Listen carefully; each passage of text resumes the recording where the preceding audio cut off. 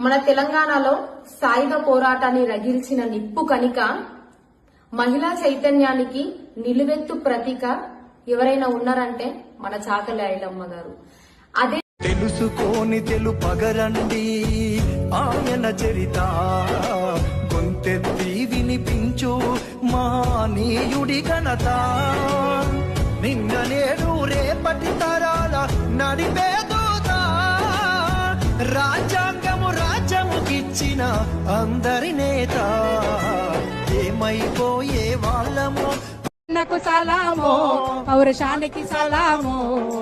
అమ్మలక్కలను ఏకం చేసి రోకలి బండలు చేతుల బట్టి తొరభూ స్వాముల చెదురుగా నిలిసి భూమి బుక్తికై పోరులు నడిపి